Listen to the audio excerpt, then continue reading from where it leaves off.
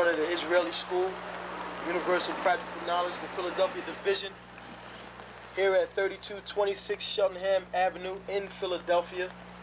We're standing in front of the school right now, getting a description of the 12 tribe sign that's been painted by one of the brothers that was in the school: Judah, Benjamin, Levi, Simeon, Zebulun, Ephraim, Manasseh, Gad, Reuben, Naphtali, Asher, Isupk. Those are the 12 tribes of Israel.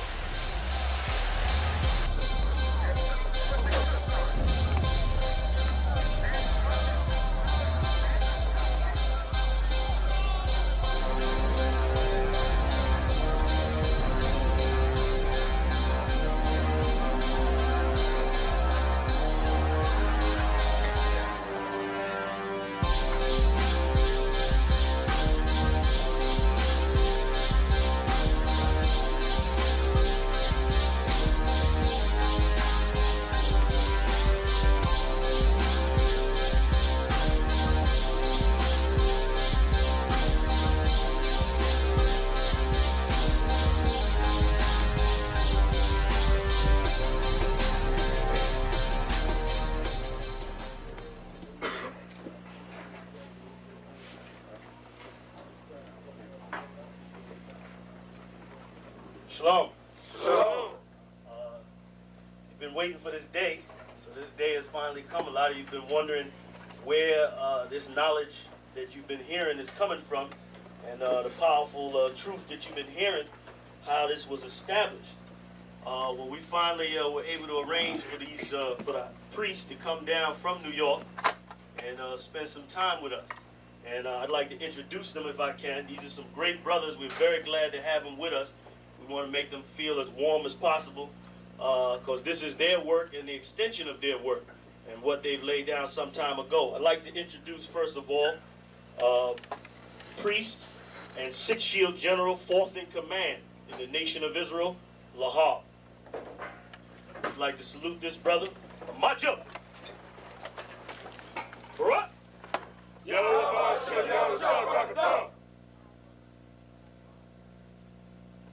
Yeshabium, which means sit. And I'm going to turn it over now to Priest General Lahab. Water, brother.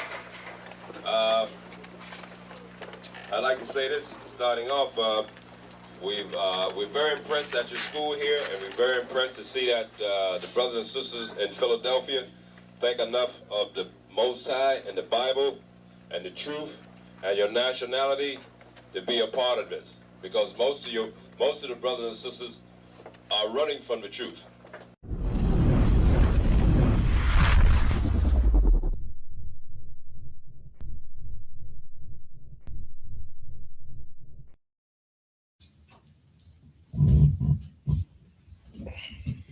It's all the intros. And also see if all the zones is in there. Send the link to them.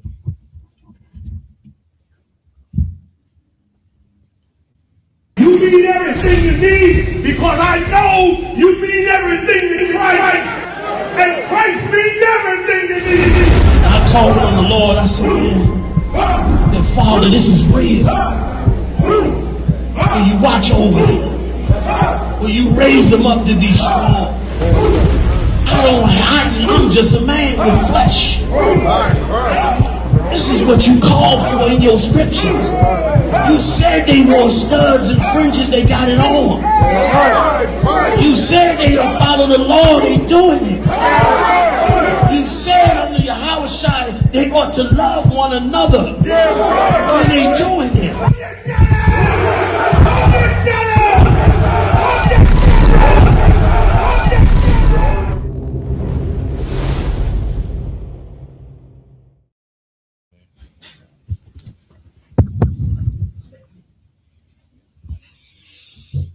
Hey, Most High in Christ, get a load of here. This is the Isupk Feast of Dedication. You understand? We're going to be starting it off. We're getting it on. We're going to go right into it. And we're going to realize why we come here today. Why are we celebrating the Feast of Dedication. You understand? Because it's so heavy, it's so important, right? This is a very important thing because this is biblical. This is something that's actually biblical, okay? A lot of people say that Christmas is biblical, and it's not. You know what I'm saying? Your friends, you know what I'm saying? 90% of the world about to go celebrate Christmas. So what does that say about you when you coming up in here and you celebrating the Feast of Dedication, something that the Lord actually said to keep? That means, man, you are in the good favors of the Most High. You understand? So give yourselves a hand for even making it to celebrate the Feast of Dedication. You understand? You are truly in, you know what I'm saying, a small percentage of the world that's able to do this, that even know about their culture, to even, you know, celebrate the Feast of Dedication. All right? We're going to go into the scriptures. We're going to go in. Where's that scripture in, John? You had something, sir? Go ahead. Just to add something, right? The Feast of Dedication is the commemoration of the cleansing and the rededication of the temple. You know, all throughout history, blacks, Hispanics, and Native Indians, we have been in captivity. This is not our first time in slavery.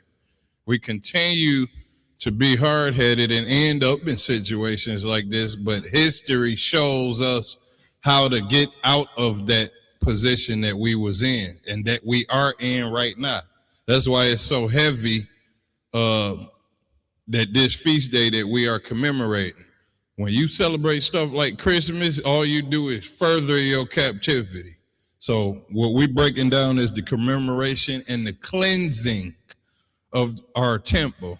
All right. So at a time, our temple was unclean. But before we get into that, I'm going to show you how Christ celebrated it and why that's important. Go ahead, Zeron. All right. Go ahead. Somebody pull the book of John, chapter 10 and verse 22. All right. Because when you pay attention to the Christian church, all they have is half of a New Testament. They don't have the middle of the book, which is the Apocrypha. They barely pay attention to the Old Testament. So they are trying to tell you about God with 15% of the book in their hand. Right. That is ridiculous and crazy. So the Feast of Dedication comes out of the middle of the book, which is the Apocrypha. And Christ also kept it in the New Testament. He mentioned it in John right here. Go ahead. God, I get it. This is the book of John, chapter 10 and verse 22. And it was at Jerusalem, the feast of the dedication. And it was winter. It was winter. See, the Bible knows about the seasons. It was winter. The Bible will also tell you that it was tax season when Christ was born. And it was things being grown, like the plants and stuff was being grown. It was springtime when Christ was born. And it was also tax season. So tax season is around the spring. And then this is telling you that the Feast of Dedication is in the winter. Now, when you go ahead and follow Christianity, which comes from the Roman Catholic Church, which are the same people that unalived Christ on the cross, then you end up celebrating Sabbath on Sunday and celebrating Christmas, and that ain't even Jesus' birthday, and you end up just following nonsense. But we showing you that Christ followed the Feast of Dedication. Go ahead. And if I could, too, it's so heavy. You know what I'm saying? This right here, you take this precept down and you show these to people that celebrate Christmas. This is a cut to Christmas right here. This is a direct cut. Did Christ celebrate Christmas, or did he celebrate the Feast of Dedication in the wintertime? The Bible clearly says right here, and it was at Jerusalem, the Feast of Dedication, and it was winter. You understand? Nobody can defute that. That's in the Bible. So this right here is an excellent precept to always keep and always to take down to help you understand that what we doing here is absolutely biblical. You understand? What we doing here is not a fake thing. We not the Christian church. And then not only that, but the nickname for the Feast of Dedication is something you would call Hanukkah. So that should bring familiarity to your mind when you're thinking about this. You think Hanukkah is on around Christmas. Well, that shows you what you should be really celebrating instead of fake paganistic Christmas that have a white man break in your house to give you gifts. That is unrealistic. Right. That's unrealistic and funny. Go ahead. All right. Let's go ahead to you want me to start? Go ahead, you could go. So we're gonna go to the book of First Maccabees. We're gonna go to the book of Maccabees 1:1. We're gonna start right here. We're gonna start at the very beginning. You understand? We're gonna get all the way deep into why this is important. We're gonna get into, the good and the bad of what's going on in here. So what we're gonna do is we're gonna start from the beginning. You got it, Katab? Kind of what kind, sir? Go ahead. This is the book of Maccabees, chapter 1 and verse 1. And it happened after that, Alexander, son of Philip, the Macedonian, who came out. Katab, check if anybody can hear you, because that mic, we don't hear. Just put the comments up. Oh, it is? Go ahead. All right, go ahead and restart, Salakia. Kind of what kind. This is the book of Maccabees, chapter 1 and verse 1. And it happened after that, Alexander, son of Philip. Son of who? Philip.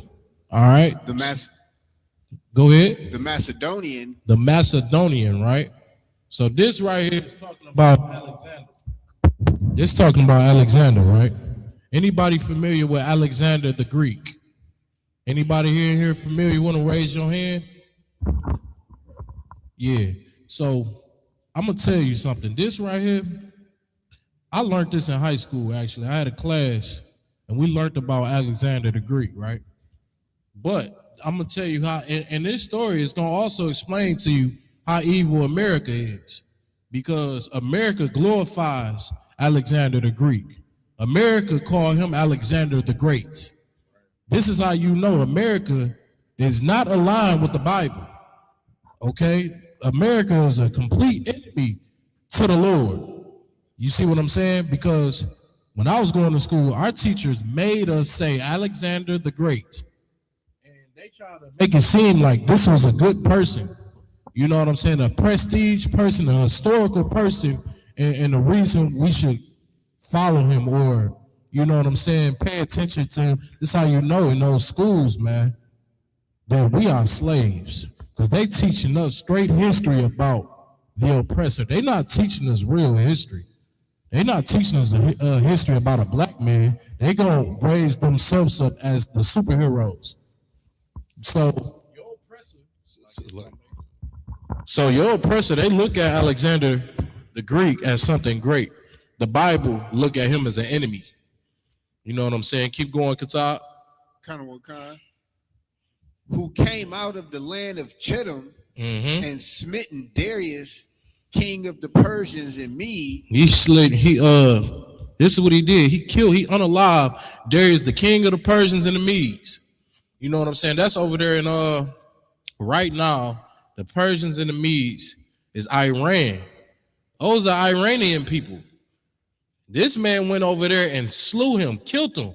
This is the real true history of how your oppressor got into power. Right, go ahead, sir. And just to get in on some history, right? Before I get into the history, just make sure y'all check your receipts. Everybody always on Facebook talking about, I got the receipts. Check your sources, check your receipts. Look through what we talking about. Read it up, read up, you know. The Greeks was like one of the first sources of white supremacy. These people was just lame white people. They see us over there in Persia. You know, Persian had a great empire, and these white people just felt so inferior. And when you go into the history of the Greek Empire and how they started, you realize that these were some inferior white people that just wanted to feel superior. And this is why Alexander the Greek started slaughtering everybody around and creating Greek art and all of that disgusting Greek art and putting it all over the place so that they could put the image of white supremacy in people's mind. And then that's when Rome followed the same thing and America followed after Rome. But this Greek people are the first sources of white supremacy. Go ahead. Keep going, Katab. Khan, that he reigned in his stead. He did what? Reigned in his stead. So he unalive killed Darius the king, and then he reigned in his stead, meaning he took over. You get what I'm saying? Keep going. The first over Greece. The first over Greece, man. Greece is on the map now because they took out somebody that was heavily and powerful. If you know about anything about Darius the king in that time, he was very powerful. He was extremely powerful. He was one of the most powerful nations on the earth at that time. So for him to get slaughtered by Alexander the Greek, you see what I'm saying? He took that power. That's how he got in that power right there. That's how he got in that seat. Keep going. Khan, verse 2, and he made many wars. He did what? Made many wars. And then he made many wars. He did not have a real reason to go to war with nobody. He just wanted to take over. This was his reason. I'm going to kill everybody until I'm on top of everything. That's Alexander the Greek. You know what I'm saying? I'm going to call him Alexander the disaster, the devil that the Bible speaks of. I'm going to tell you who he really is. He's the devil. You see what I'm saying? Keep going. And won many strongholds and slew the kings of the earth. He did what? Slew the kings of the earth. He slew the kings of the earth. He murdered and slaughtered the kings of the earth. This is how the white man got in power, because he killed and he slaughtered kings over the entire earth. This man ain't smart. He's not smarter than you. He's not more special than you. He's just a murderer. Go ahead, sir. And just to, like, you could look on a map, Macedonia is like what? You could cross a river and end up in Macedonia, and you got Greece over here. It's right there. So you got these white people seeing Greece, not Greece, but Persia in power with Negroes up under them. Everywhere black, Hispanic, and Native Indian people was in captivity, we end up making that country shine so good. So when these white people over there looking, they like, damn, man, we can't keep being at the bottom. We got to slaughter some people and kill them and get on top. So when they seen Persia and the way they was doing stuff, they had to get on top, and that was one of the reasons they sitting right there looking at wealth, and they sitting up starving and looking pathetic like they always do. Go ahead. Sorry. By the way, announcement. Sisters, y'all can start to serve the food. Y'all can go ahead and just start and begin with that. That's fine. We're gonna keep going. Keep going, brother. Sir, verse 3. And went through the ends of the earth and took spoils of many nations. He did what? Took spoils of many nations. So not only did he go, you know what I'm saying, traveled and slaughtered, he taken the spoils from these nations. He's robbing them, much like how the white man does today. He still do that. He still rob for resources. He's still going into different countries and taking stuff. But you seeing right now is the history of this thing. You see what I'm saying? This is how you know this is a realistic thing. You get what I mean? And your Christian church is doing our people a disfavor when they don't teach the Feast of Dedication.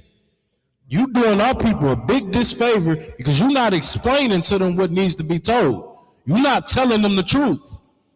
Here in ISUPK under Commander Juliana is where the truth is told. Whether you like it or not. Whether it hurts your feelings or if it make you happy, we're going to tell you the truth. Go ahead, brother.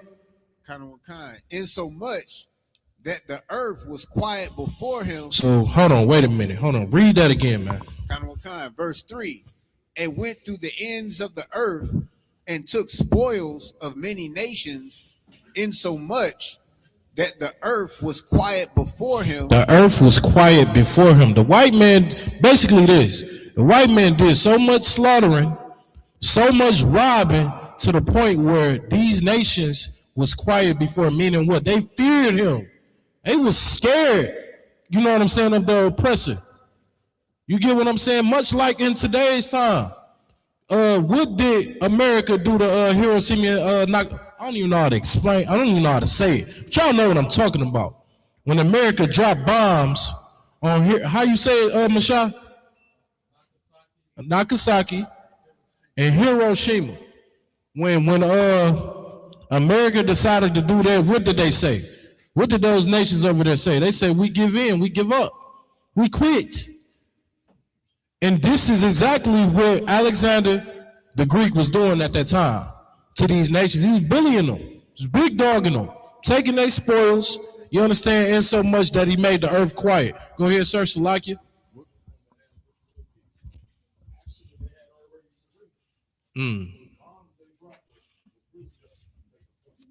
Okay, Khan.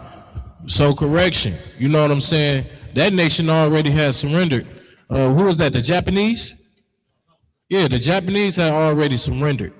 You know, America just wanted to flex and dropped a nuke on them after they surrendered, which is just inhumane. Con, sir, so.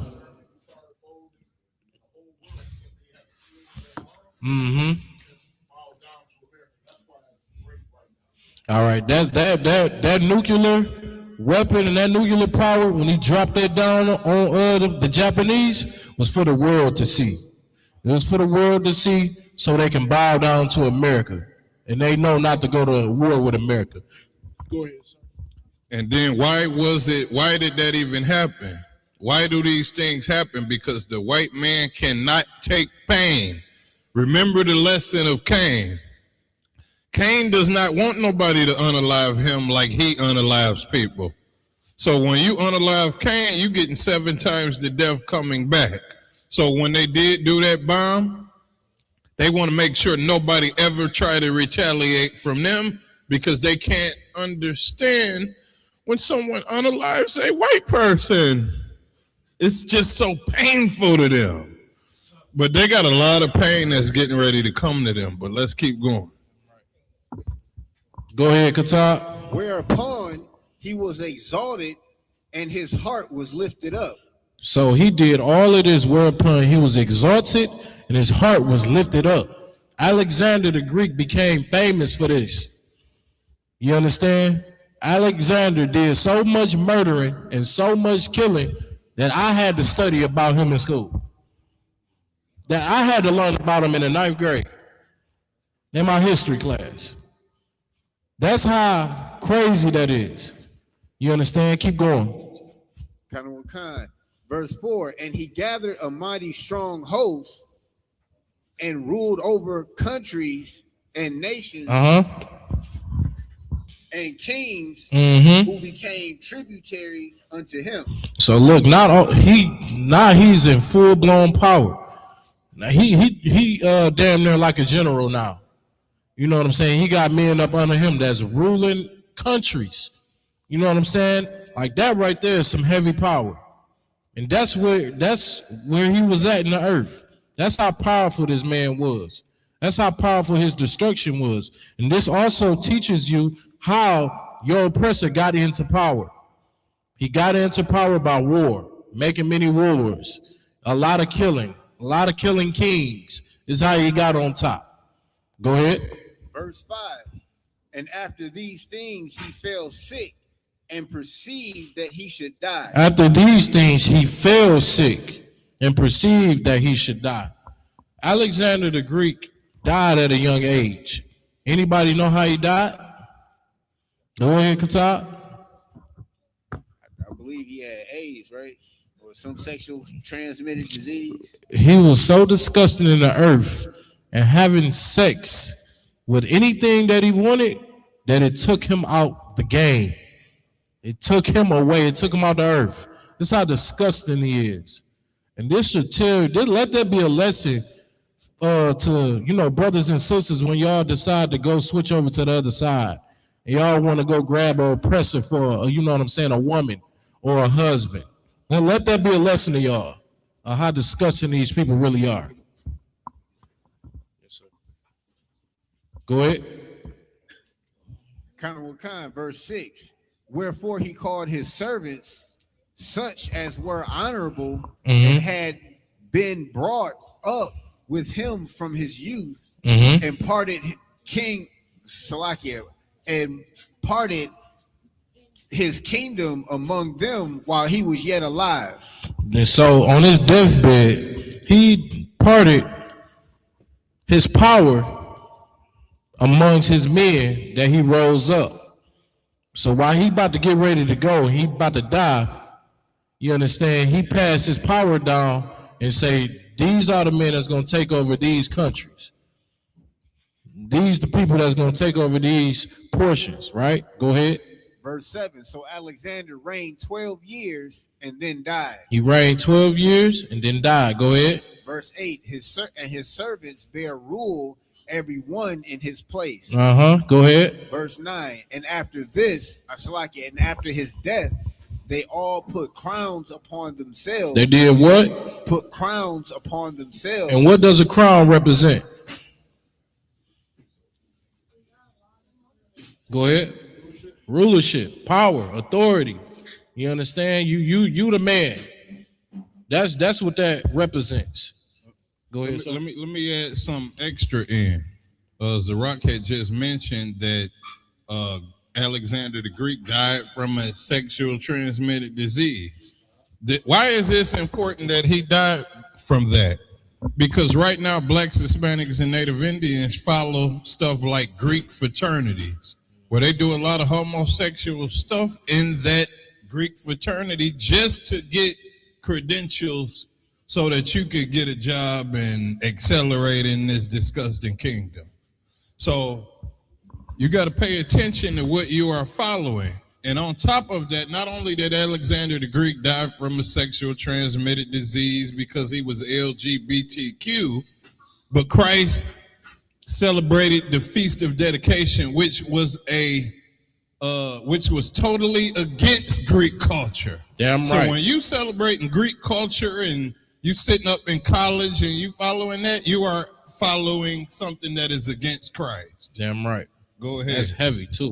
It's a heavy point, sir. Go ahead, Katab. So did their sons after them many years, and evils were multiplied in the earth. All right, so crowns was put upon themselves and their sons, meaning their lineage. You get what I'm saying? They family. This power is getting passed down in one family. Okay? That's what's going on right here. Go ahead. If I may, sir. Go ahead, brother. Is that mic on? Make sure they can hear you good, all right? It's coming through? Most High in Christ. Go ahead. And when the scripture said, and evils were multiplied in the earth, that just lets you know that as the more they reign, the more evils just go out in the earth. Absolutely. And that's a heavy point. I don't even see how I almost skipped that point right there. Evils was multiplied in the earth when they got into power. And who is these people that got into power? The oppressor, so-called white man. When he was in power like this, evils was multiplied in the earth. And so, like, if I may, could he read that one more time before the evils? Like, what did they do with the sons? Verse 9, and after his death, they all put crowns upon themselves. So did their sons after them. So did their sons after them. What the white man did, the Greek white man, is spread his disgustingness and his vile murderistic behavior. He spread that to his children and his children and his children, just like the colonizer did with his children in the 1700s and the 1800s and the 1900s. They spread that and made it hereditary slavery, hereditary murder. Mm-hmm. That's what they did. That is how they keep their kingdom alive, by keeping the same system in place. Go ahead. Go ahead, Katab. Verse 10, and there came out of them a wicked root. It came out of them, meaning that these evil generations, a wicked root came out of them. Read. Antiochus. Who? Antiochus. And that person name was Antiochus. Antiochus was a wicked bastard. Antiochus is not our friend, he is our straight up enemy. You get what I'm saying? Antiochus murdered Israelites. He hated Israelites. You understand? Did not care. He don't care about God. This is a super evil person we about to talk about. Go ahead. Khan, surnamed Epiphanes, son of Antiochus the king, who had been an hostage at Rome, and he reigned in the 137th year of the kingdom of the Greeks. So he was a Greek. Antiochus was a Greek, man. This how you know Antiochus wasn't no joke. Like this is in real true history. You can read about Antiochus today. You understand? Even though we coming out the Bible, this is in straight up real life history. All right, keep going. Baba Kashaf, if I may. Go ahead, brother. I just want to reiterate on the point that you brought out at the beginning. I think it went out of a lot of people's heads that this brothers and this family is just so wicked that we had to learn about them in school. That's how diabolical the white man is. Absolutely. Like with his treachery and his heresy and his wickedness, he has to record it and then he teach it to us as it's some good thing. Absolutely. And that right there should just show you. You know what I'm saying? That right there, common sense is going to tell you whether or not, you know what I'm saying, your oppressor, if he is a godly man or not. Like common sense going to tell you these things. He is diabolical. He is absolutely 100% against God. You understand? And he ruled the earth behind that. You know what I'm saying? With his philosophies. He's ruling the earth with his philosophy, and his philosophies is evil against the Lord as well. Go ahead.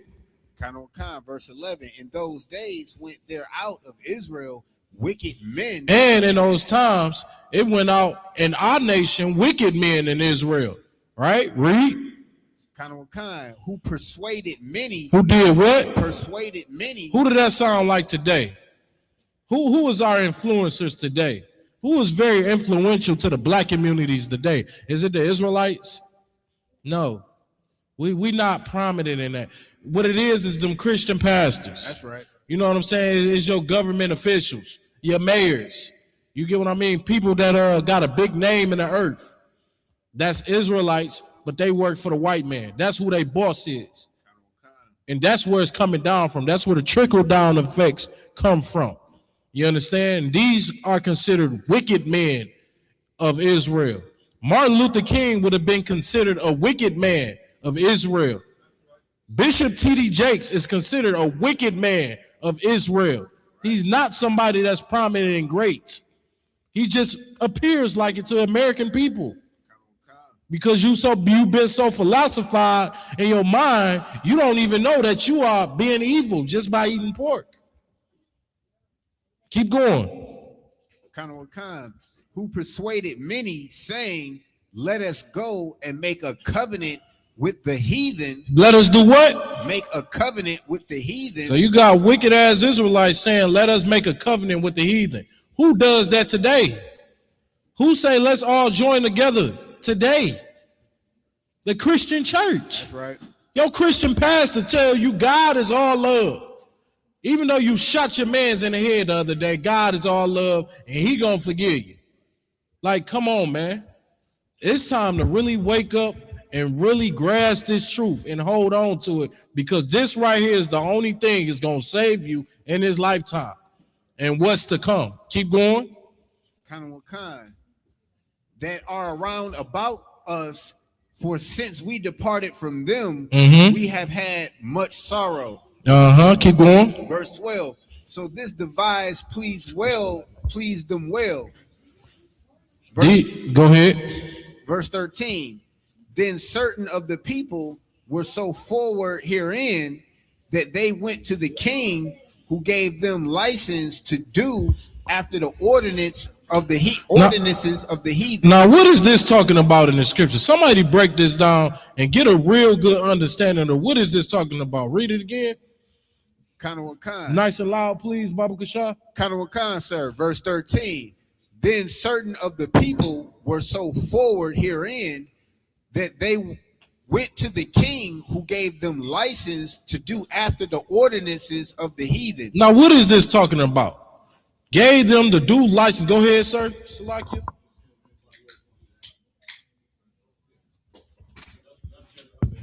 It is a heavy point. Con, sir. Kind of con, sir. Verse 13. Then certain of the people were so forward herein that they went to the king, who gave them license to do after the ordinances of the heathen. The first they were doing the ordinance of the heathen, who were they then? Right. See my point? Absolutely. They would be Israelites. Mm-hmm. Like your TD Jakes, your Creflo. Right. Absolutely. Mm-hmm. Prestige. They came to the white man instead of coming here in our community and building us up. They, with the resources that they obtained through the talent that the Lord has given. Right. Mm-hmm. Men in the NBA. Yeah. You see what I'm saying? Our mighty men that's serving all of these armies all over the earth. Right. You see? So those people. Mm-hmm. Modern day sellouts. Right. There you go. Give Officer LeBon a hand, man, because that's so heavy. That is so heavy right there, man. What he basically go ahead, sir? I just wanted to see Katab, read a little bit after. You said they went to the king that gave them the ordinance. Go ahead. Khan, who gave them license to do after the ordinances of the heathen. Go ahead. You need a mic. Somebody get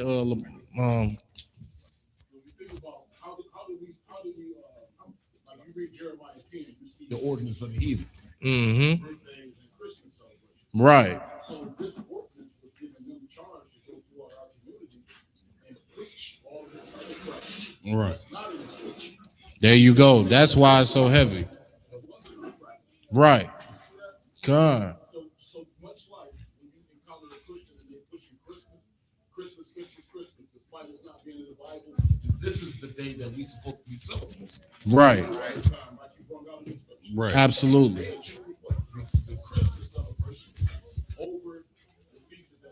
And that's so heavy, man. That is so heavy because he's absolutely right.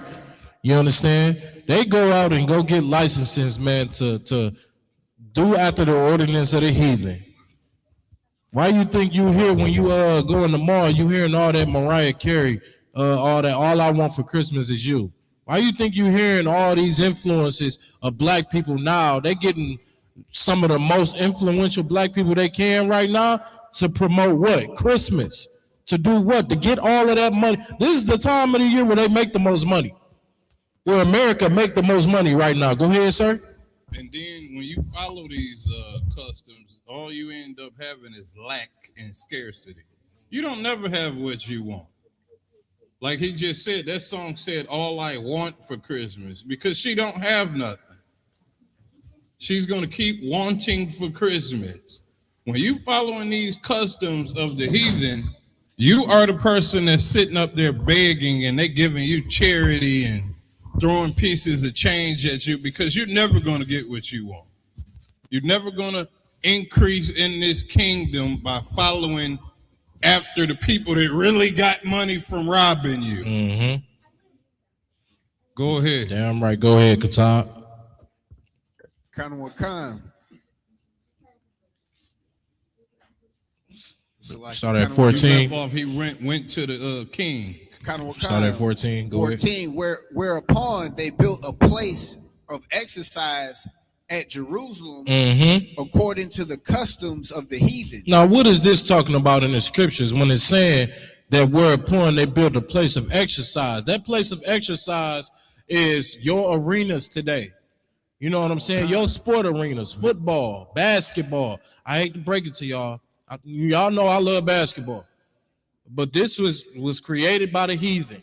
The Olympics. You understand? The Olympics. Yeah. Go ahead, sir. That they put that reef, or I forgot the name of that leaf object that they got on their head, but they put this little ringed leaf object around their head. I forgot what it's called, but that is the start of these exercising theatrics that they created for blacks, Hispanics, and Native American Indians to be entertainers for them. Right. And then later on down the line, Rome took the same thing.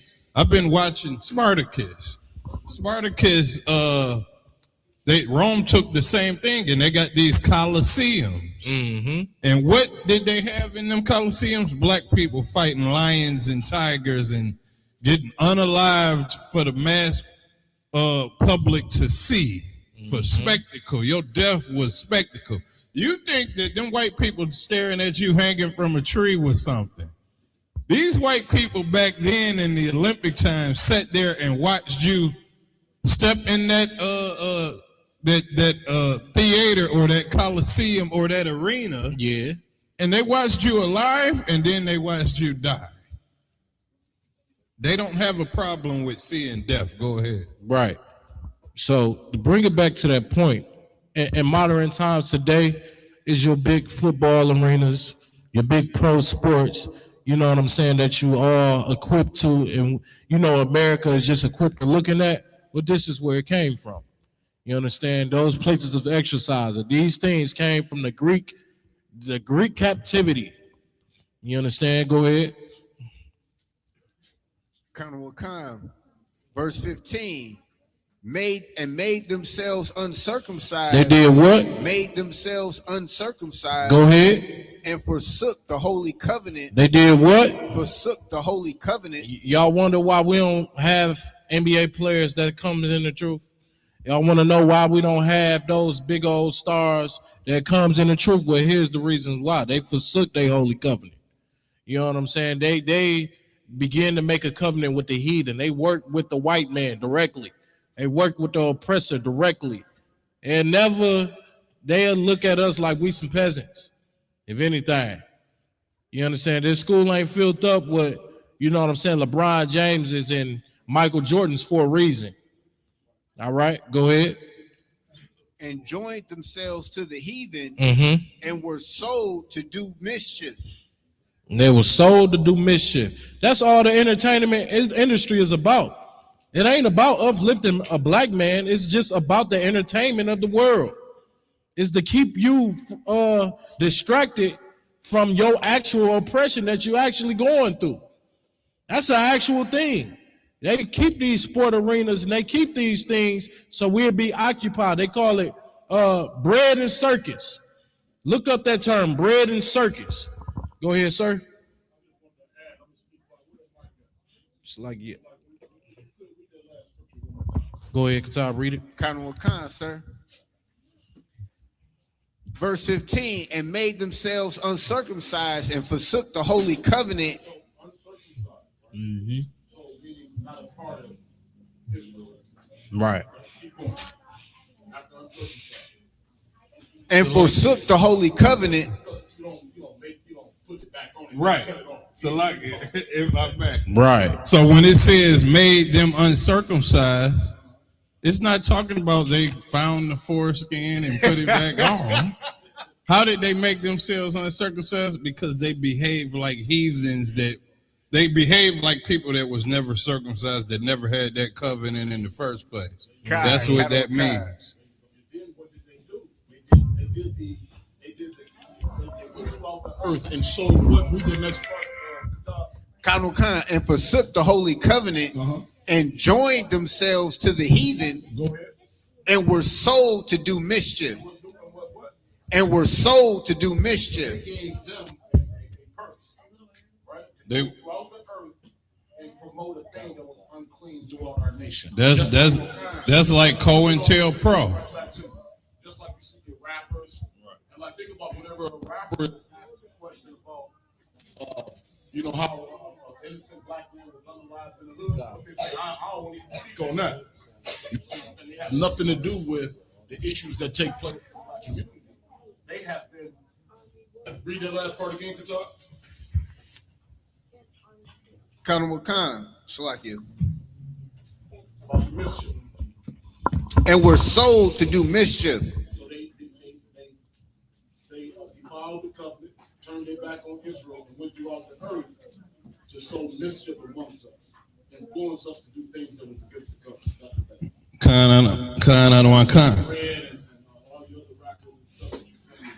And then you see it saying that they were sold to do mischief, but then you got to think why. Remember back to why. We have a group of white people that does not have the talent that we have. They got us in captivity. They have to keep us in captivity to keep their empire going. So they have to create ways to spread mischief, keep us from following the laws, and keep us following Greek culture in order for them to survive, because these people are stupid thugs, like they try to call us. They're stupid thugs. They're uneducated, highly uneducated people. And they have to make us slaves in order to keep their empire going. And this is what you're seeing right now there. We are, say it again, Katal? Sold to do mischief. Sold to do mischief. They sold us out. That's a sellout. Damn right. Go ahead. We could skip down to 41. Verse 41. Moreover, King Antiochus wrote to his whole kingdom that all should be one people. No, you can go with it. That's cool. You say it again. Verse 41. Moreover, King Antiochus wrote to all his king, to his whole kingdom, that all should be one people. King Antiochus wrote to what? To all his king, to his whole kingdom, that all should be one people. Now, what is that? That sounds like the same thing that Nimrod did, Babylonian customs. He is saying in America is saying everybody should speak English and you should act like an American and tuck your shirt in. You should have your shirt tucked in and you should act like an American. Nimrod is telling them the same thing back in the Babylonian Empire when they was building up the Tower of Babel. Everybody should be the same. And why are they saying this? Because remember, Israel was prophesied to be the strongest, and one shall be weak. Nobody is going to be stronger than us. So what is the benefit of creating equality? So that we could think that everybody is equal while they go ahead and try to maintain supremacy. That is the benefit of that.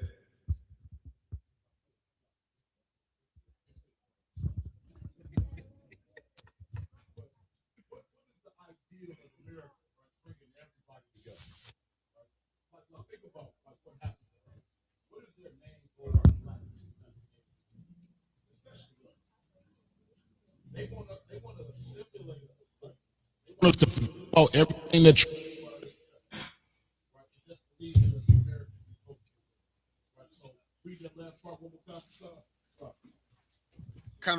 sir. Verse 41. Moreover, King Antiochus wrote to his whole kingdom that all should be one people. Disgusting national anthem.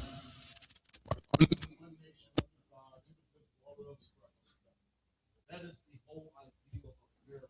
It's the same practice that you see played out back in ancient Israel.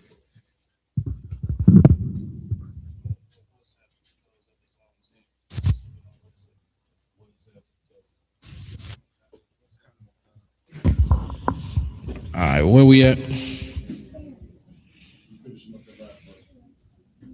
All right. Verse 41. I'll take it from now. It's the book of First Maccabees 1 and 41.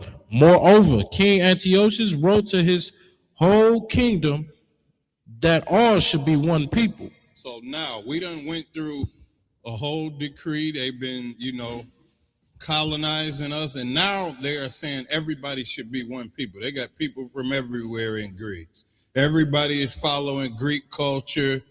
They want everything to continue smooth as oil. Go ahead.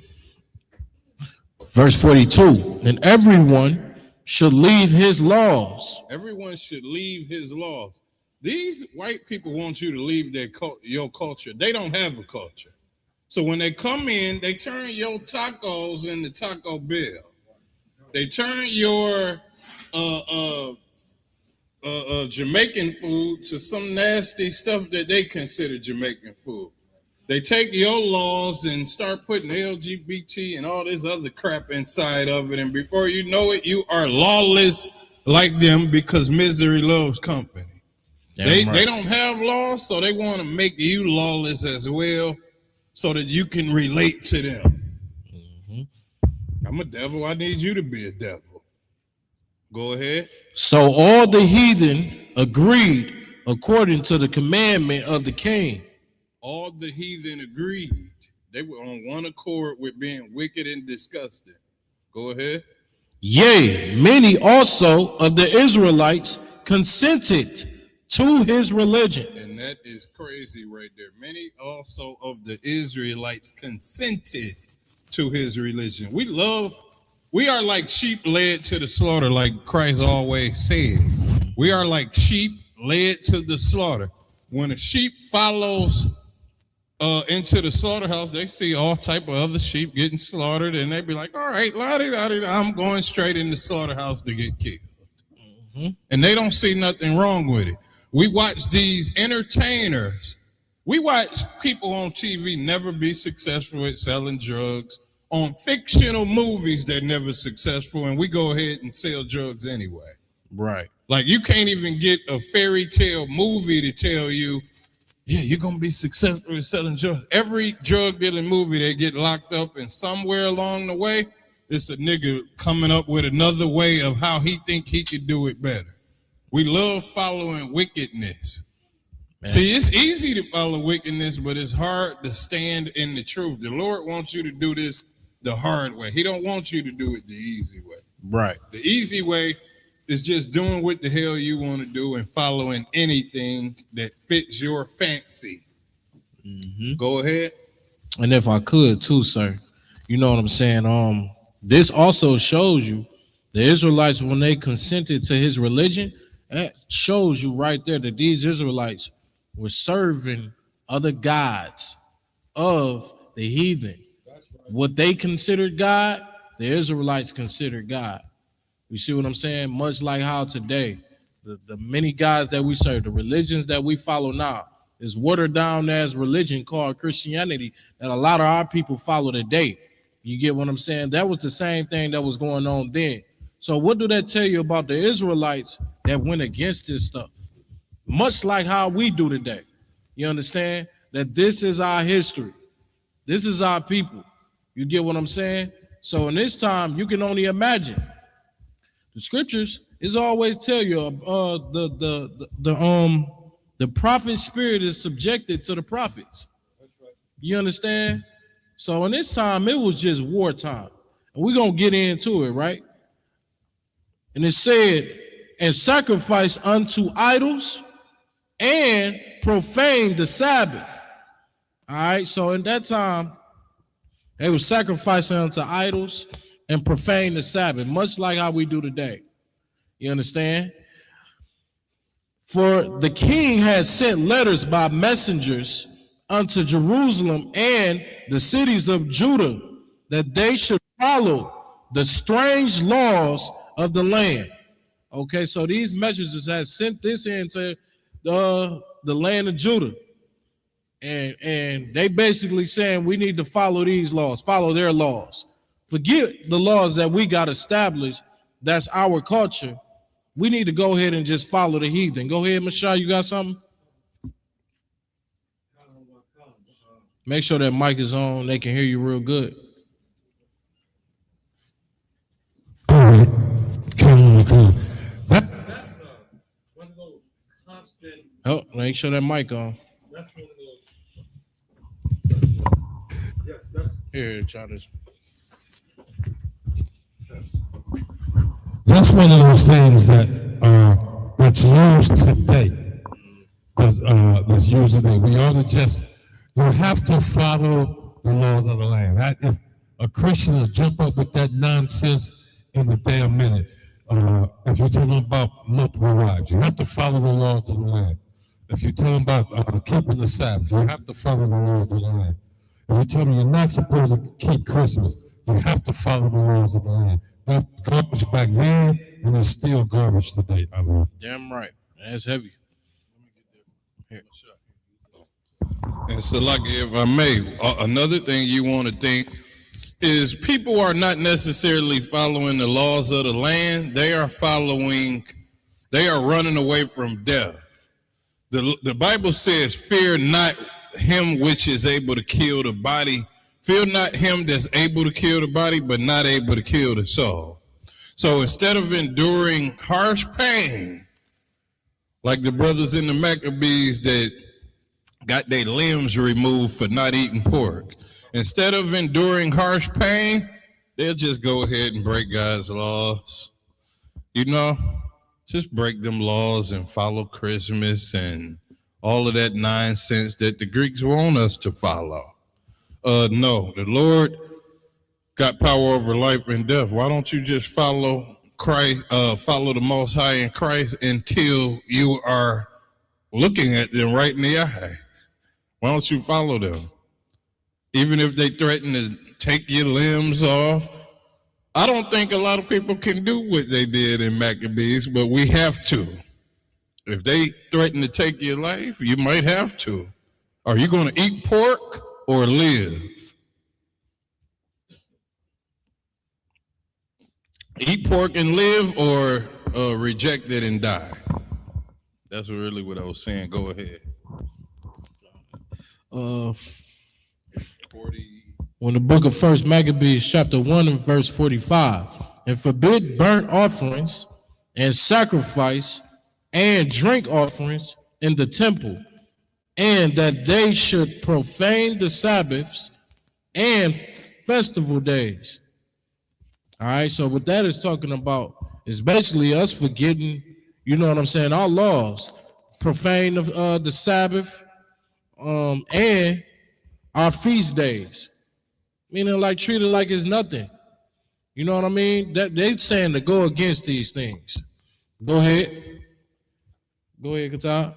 It's like I don't want to shot if I may. I think that's apropos to what we're actually talking about now. Like they don't even know about the Feast of Dedication because of this situation right here. They only know about Christmas. Right. And then when they come across Hanukkah, it's like, oh, well, that's the Jewish not understanding. And no, that's your actual religion or your faith or your culture.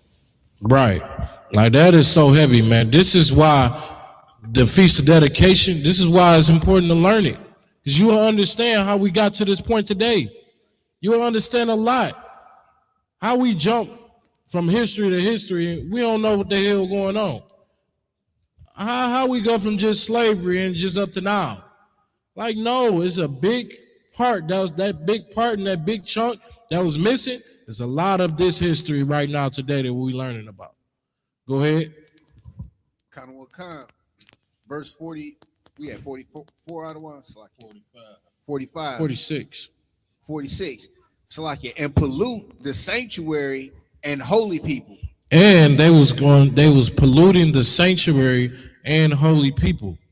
Okay? That's like coming into the school and polluting it. How you pollute a school? You bring some pork in here. You get what I'm saying? You bring there's kids in here. I'm gonna watch my mouth. I'm not even gonna bring that example because it's kids. Got kids in here. Drugs, bringing drugs into the school and selling drugs out of the school. That right there is something that's, you know what I mean, polluting the sanctuary. That's right. Okay, go ahead, Qatar.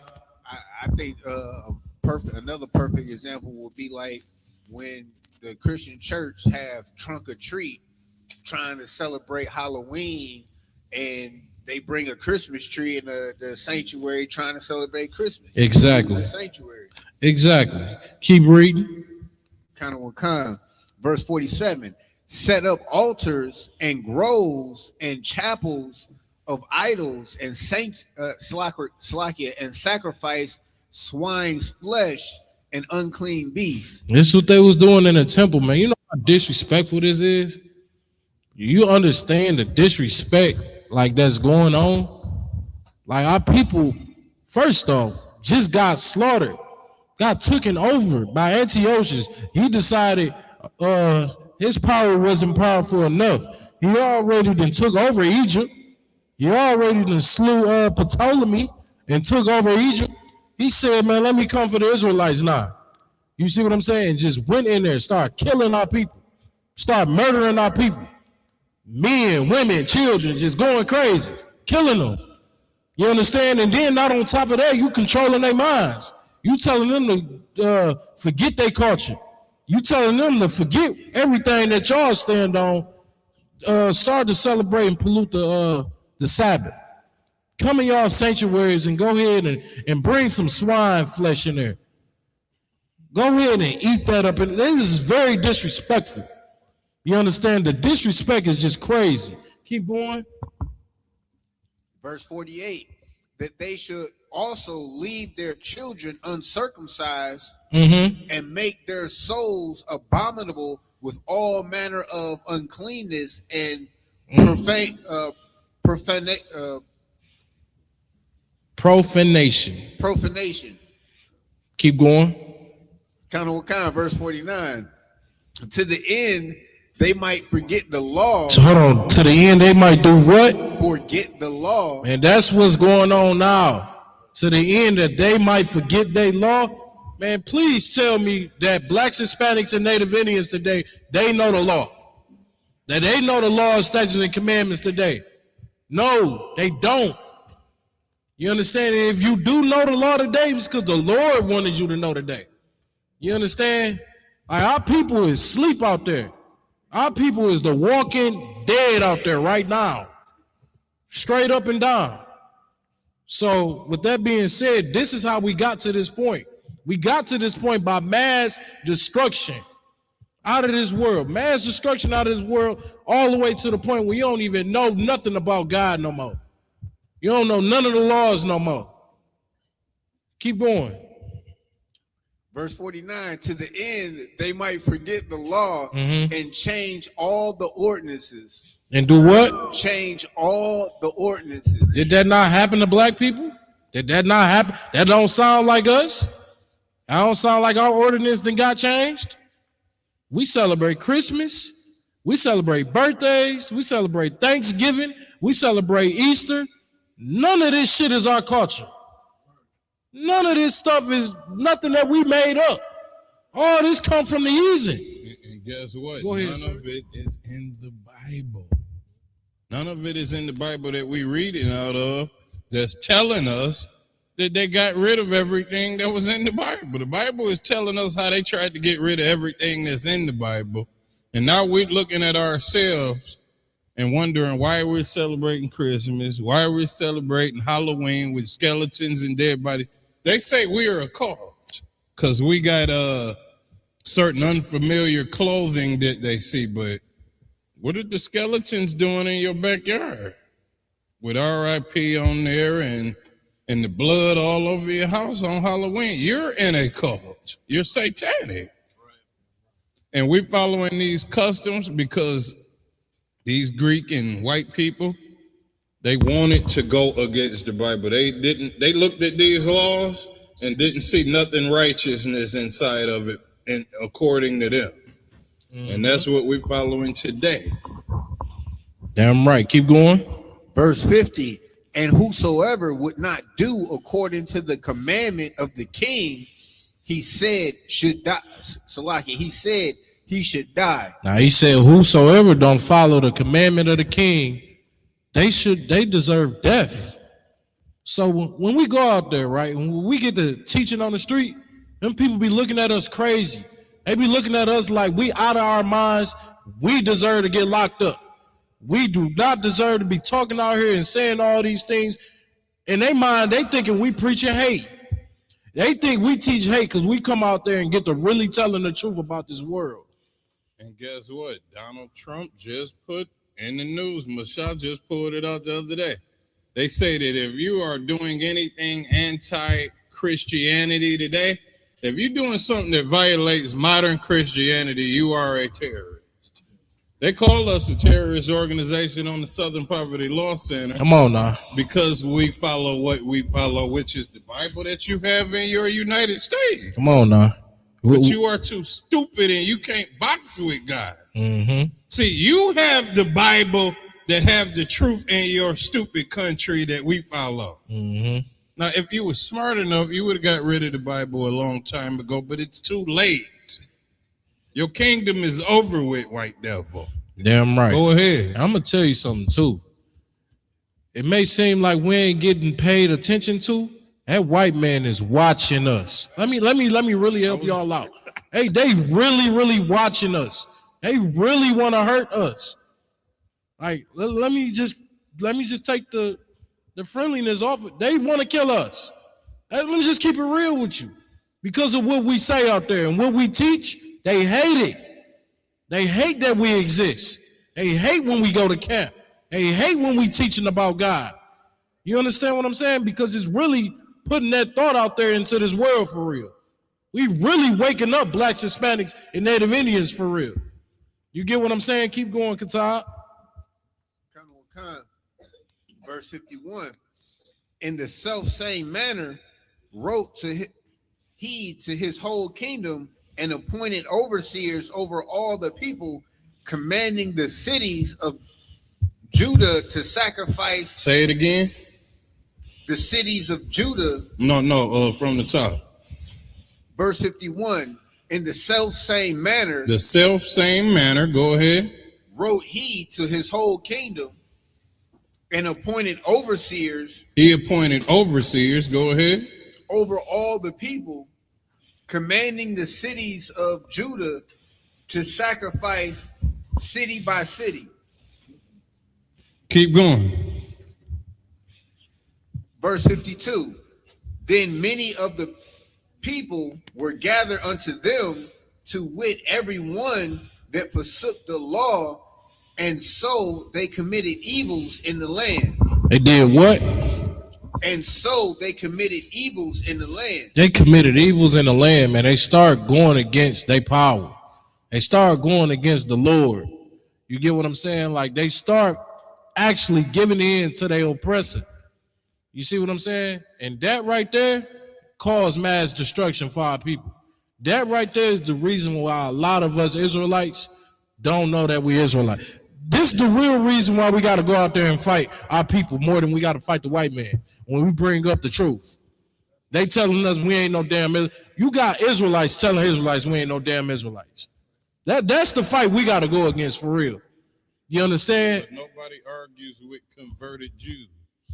People that converted to Judaism is in the papers. They moved over to Israel in 1948.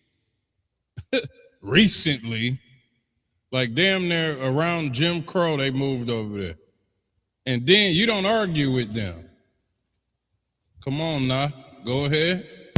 Skip down to 56. 53 is 53, and then go up to 56. You said 53? Yeah, 53. Go to 53.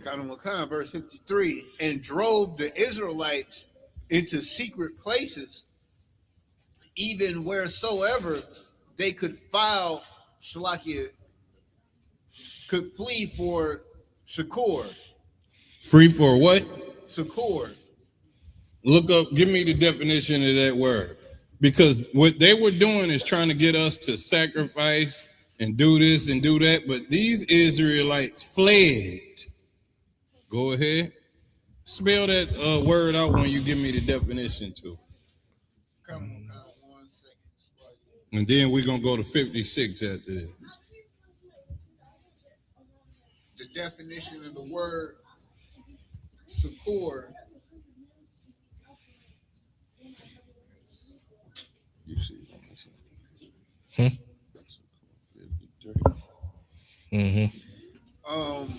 The definition of the word secure, SUCCOR, assistance and support in times of hardship and distress. So they looking for these Israelites fled for assistance in times of hardship. Go to 56.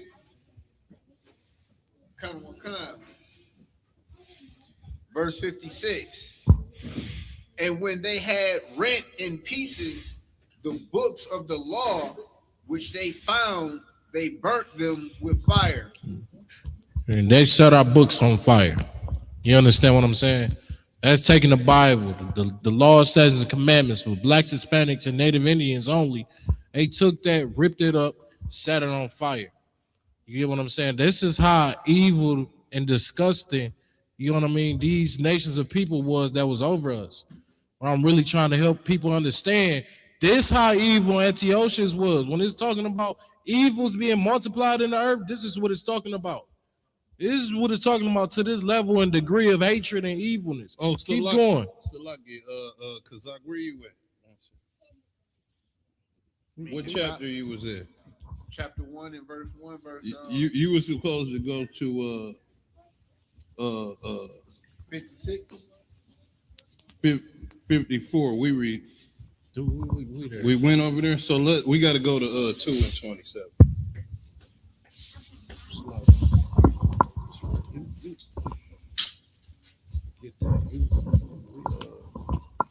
No, you gotta go ahead. Go ahead. Go to 2 and 27. So, Khan, this is the book of Maccabees, chapter 2 and verse 27. And Mattathias cried throughout the city with a loud voice, saying, whosoever is zealous of the law and maintaineth the covenant, let him follow me.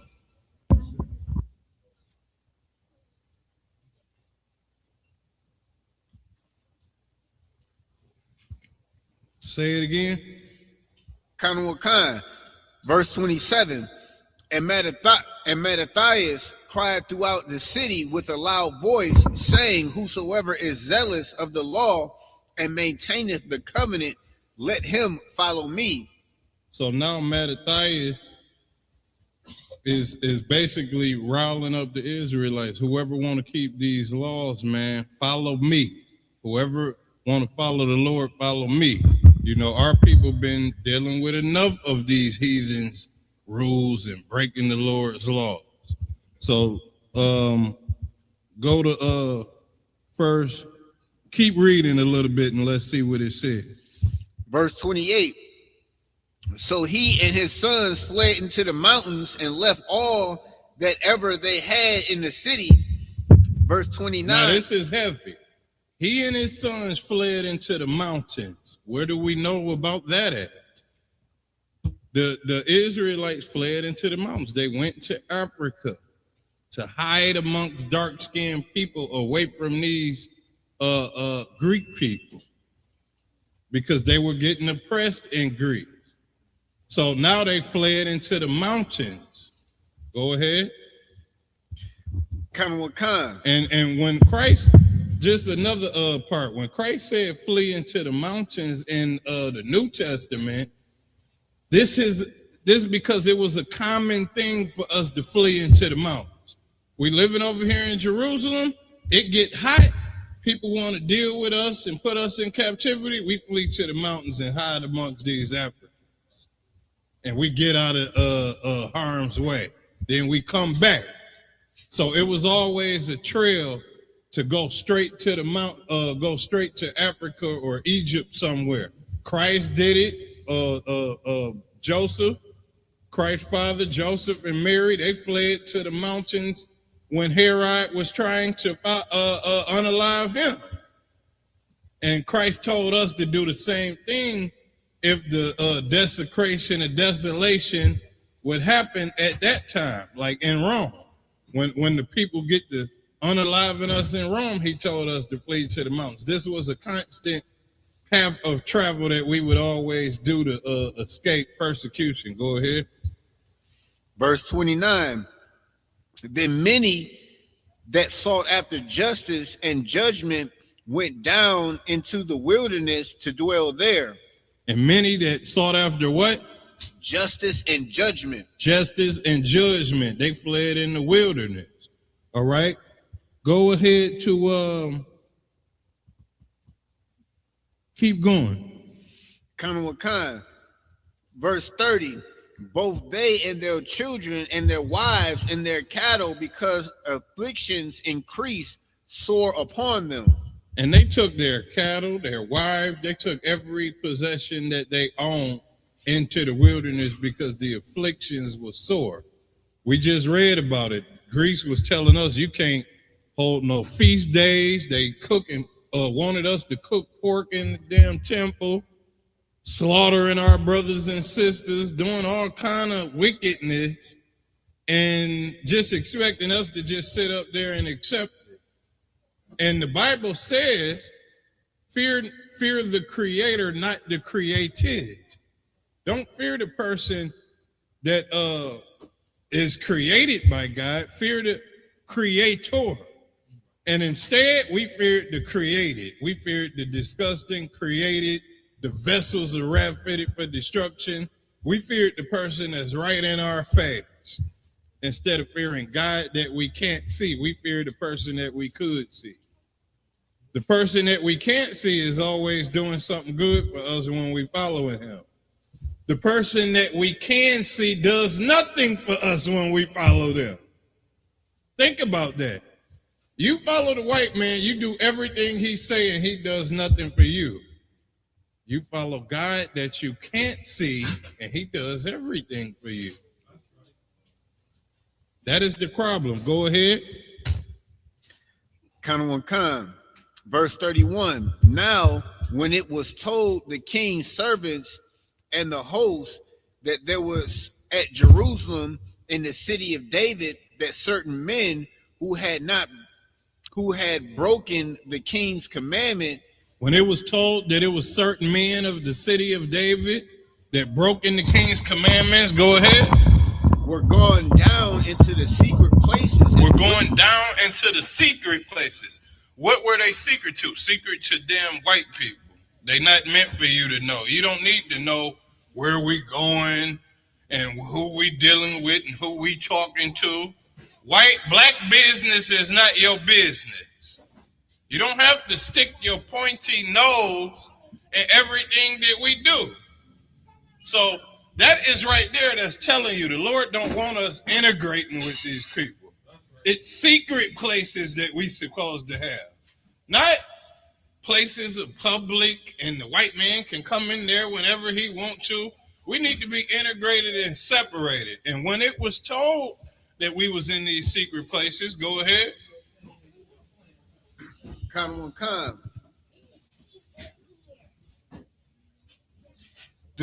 Into the secret places in the wildernesses. Verse 32, they pursued after them a great number, and having overtaken them, they camped against them and made war against them on the Sabbath day. They made war against us on the Sabbath day. Go ahead. Verse 33, and they said unto them, let that which you have done hitherto suffice, come forth and do according to the commandment of the king. They told us, hey man, you need to hurry up and do according to the commandment of the king. And what? And you shall live. Go ahead, keep going. Verse 34. They said, do according to the commandment of the king. Do according to Greece. Follow Greek customs. We don't care about all that God. And you know, they don't care about our God. Go ahead. We don't care about your Hebrew God. Go ahead. And you should live, verse 34. If you follow our king, you should live. Go ahead. Verse 34, but they said what? We will not come We will what? Not come forth. We will not come forth. We're not following you, fool. We're not following you. You done already destroyed our temple. You got my people eating pork. You want me to follow your customs? We will not. These is people that got courage. Right. These is people that stand for the Most High regardless of death. Right. They don't fear death. They following the Most High and they ready to go to war. Go ahead.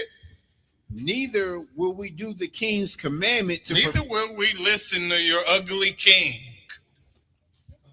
Your king is ugly. We're not listening to him. All right, we're tired of it. Go ahead. to profane the Sabbath day. Verse 35. So then they gave them the battle with all speed. Verse 36. Howbeit they answered them not, neither cast they a stone at them, nor stopped the places where they had lit. Salaki, they lay hid. Verse 37. But said, let us die all in our innocence. Let us die in our innocency. Go ahead. Heaven and earth shall testify for us that you put us to death wrongfully. Now, come on. Now, that's what you should be thinking. These white people is telling you, y'all got to follow the king's commandments. Forget following that Bible. We don't want y'all celebrating feast days. You know what they said? Read that again, Katan. Read that again. Khan. But said, let us die. Let us what? Die. Let us die. All in our innocency. In our innocency. Heaven and earth shall testify for us that you put us to death wrongfully. That you put us to death wrongfully. Go ahead. Khan, verse 38. So they rose up against them and battled on the Sabbath, and they slew them with their wives and children and their cattle to the number of 1,000 people. All right, so right here, it's basically, you know what I mean? They did not stand up on the Sabbath day and fight. Okay, these was Israelites that said, you know what? We're going to die in our innocence. We're not going to fight or anything because it's the Sabbath day. And you know what I'm saying? And the Lord, the heavens and the earth is going to testify for us. Okay. Now, what is that explaining right here? This is explaining something that's a big breach. You understand? Because they didn't fight, they died and got killed in front of their wives. They got killed in front of their wives, their kids, and it all died. It was just a bad disaster at this point. You understand? And I'm going to tell you something. That right there is something you don't do. All right, keep going.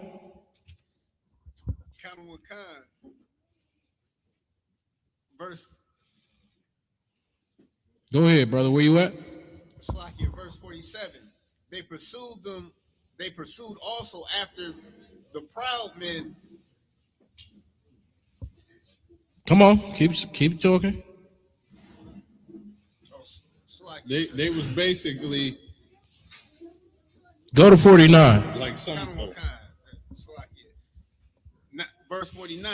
Now when the time drew near that Mattathias should die, he said unto his sons, now have pride and rebuke gotten strength, and the time of destruction and the wrath of indignation.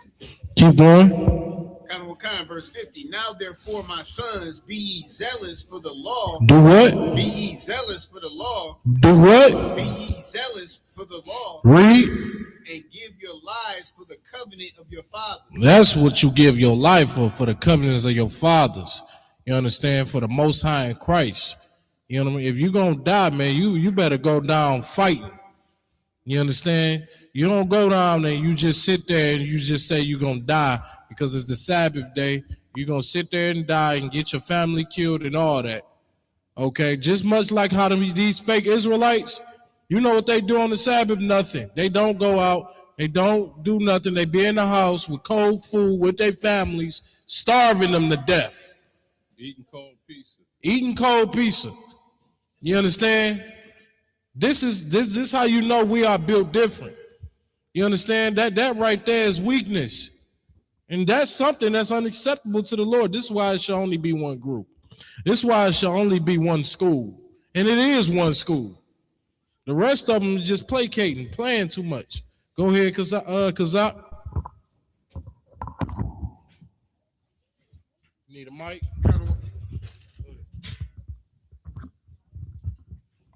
Yeah, come on. That's why I said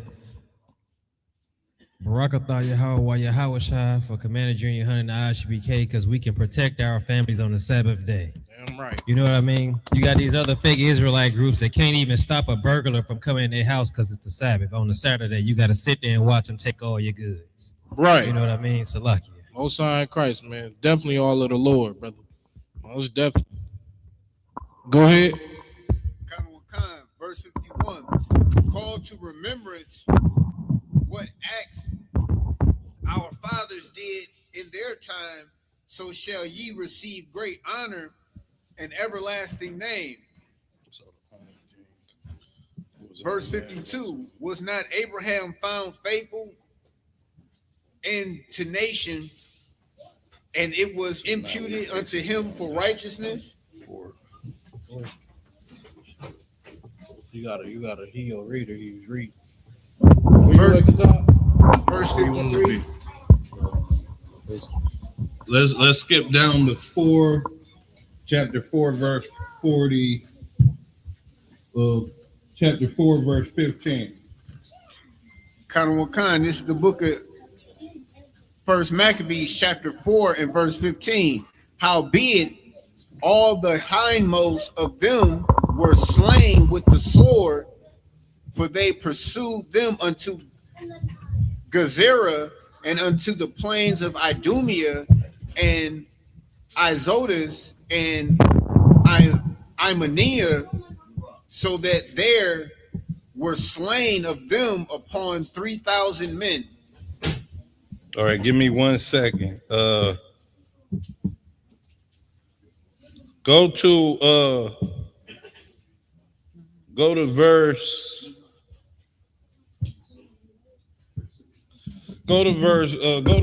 1. Khan, this is the book of First Maccabees, chapter 4 and verse 1. Then took Gorgias 5,000 footmen and 1,000 of the best horsemen and removed out of the camp by night. Verse 2. To the end he might rush upon the camp of the Jews and smite them suddenly, and the men of the fortress were his guides. So now they trying to attack the Jews. Go ahead. Verse 3. Now when Judas heard thereof, he himself removed, and the valiant men with him, that he might smite the king's army, which was at Imanus. Verse 4. So now when Judas heard thereof, he removed him. He himself removed, and the valiant men with him. So they was trying to attack them, and then they moved. Go ahead. That they might smite the king. Go ahead. Verse 4. While as yet the forces were dispersed from the camp. Verse 5. In the mean season came Gorgias by night into the camp of Judas, and when he found no man there, he sought them in the mountains. So he was looking for, came to the camp of Judas. When he didn't see no man, now he's looking in the wilderness, looking over there in the mountains, looking for them, where they would always flee to. Go ahead. For said he, these fellows flee from us. Verse 6. But as soon as it was day, Judas showed himself in the plain with 3,000 men, who nevertheless had neither armor nor swords to their minds. Verse 7. And they saw the camp of the heathen, that it was strong and well harnessed, and compassed round about them with horsemen, round about with horsemen, and these were expert of war. So now Judas, he sees that these heathen, they deep. These is experts of war. Go ahead. Khan. Verse 8. Then Judas to the men that were with him, fear ye not their multitude, neither be ye afraid of their assault. Judas said, Judas Maccabee said, don't fear none of them. Don't fear none of them. Don't be scared of their multitude and their numbers either. Go ahead. And don't be afraid of their assault. Go ahead. Verse 9. Remember how our fathers were delivered in the Red Sea. He said, remember how our fathers was delivered in the Red Sea. In the Red Sea, you know, we split across that Red Sea with Moses to get out of captivity. And it was all because we was following the Most High. Go ahead. When Pharaoh pursued them with an army. Pharaoh pursued us with an army. You know, they are pursuing Judas Maccabees and his army, and he's saying this is the same thing. Go ahead. Verse 10.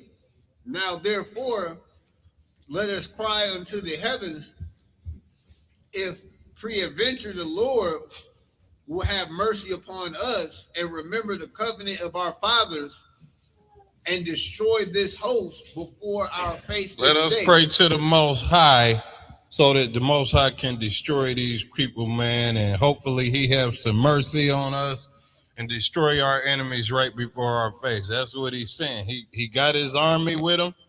He praying to the Most High, and now let it be. Let the chips fall where they may. Go ahead. Verse 11.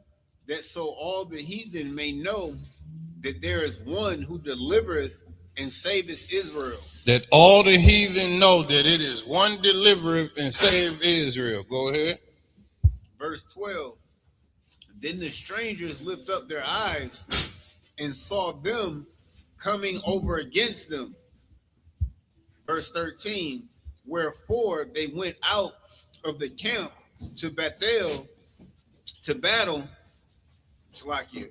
That brother speaking French. He said Bethel. But look, see, that's 16:11. Go ahead.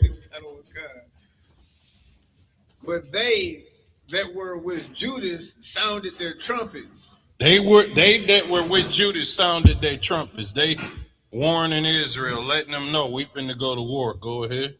Verse 14. So they joined battle with the heathen. No, they joined battle and the heathen. So they joined battle, and the heathen, being discomfited, fled into the plain.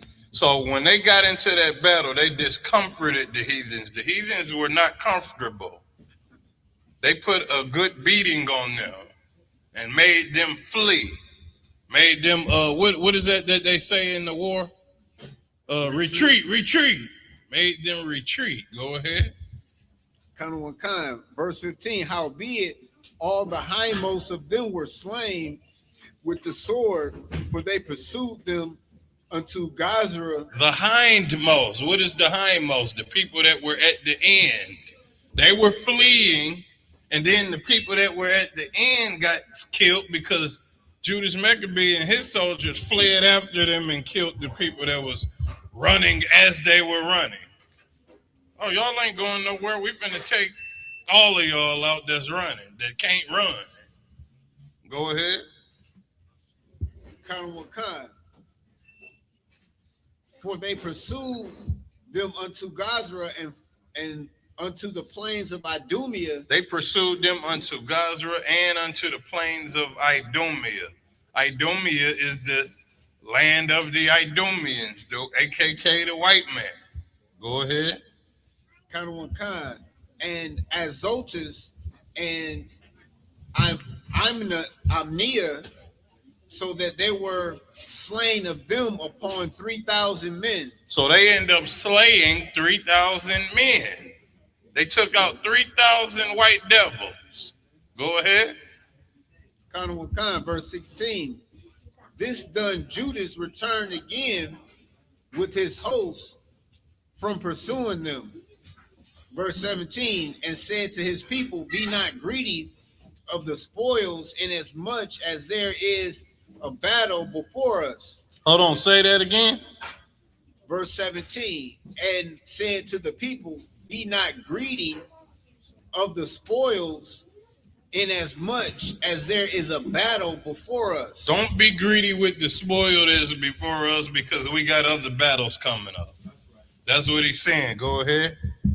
Verse 18, and Gorgias and his host are here by us in the mountain, but stand ye now against your armies and overcome them. Stand ye now against our enemies and overcome them. Go ahead. And after this, you may boldly take your spoils. And after this, ye may boldly take the spoils. Judas telling them, man, y'all got to be focused. We still at war. Yeah, we slaughtered about 3,000 white devils, but we still at war. Don't get too comfortable with the spoils. We still got people over there waiting in the mountains. That's what he's saying. Go ahead. Khan, verse 19, as Judas was yet speaking these words, there appeared apart from them looking out of the mountain. There appeared a part of them looking out of the mountain. He seen a white face peeking up out of the bushes. I see you. Go ahead. Khan, verse 20, who when they perceived that the Jews had put their host to fight and were put their host to flight, put their damn captains and generals to flight, sent them running. Go ahead. And were burning the tents, for the smoke that was seen declared what was done. And they was burning the tents. These heathens saw us burning tents, and it was smoke, and it was just pure destruction. That's what they seen. Go ahead. Khan, verse 21. When therefore they perceived these things, they perceived these things. Go ahead. They were sore afraid. They were sore afraid. And that's what y'all going to end up seeing sometime in the future. Black people conquering and destroying your wicked people. Now, it might not happen now, but it will happen in the future, and you're going to be so afraid. They get so afraid just looking at us on TV talk about the Bible. Go ahead. Khan, who when they perceived that the Jews had put their host to flight and were burning tents. 21. When therefore they perceived these things, they were sore afraid, and seeing also the host of Judas in the plain ready to fight. They seen the host of Judas just sitting out there in the open. I see him in the plain, and then all of these heathens saw us standing out in the open. They seen us burning tents, and they seen some of their leaders running. So now they just afraid. Go ahead. Khan, verse 22. They fled every one into the land of strangers. These people started just running all over the place. They was just scared to death of us. Because they know you keep standing around here, your head is gonna be on a stick, or you're gonna end up in captivity. You're gonna pay the ultimate price in a minute. Go ahead. Khan, verse 23. Then Judas returned to spoil the tents, where they got much gold and silver and blue silk and purple of the sea and great riches. All right, skip down to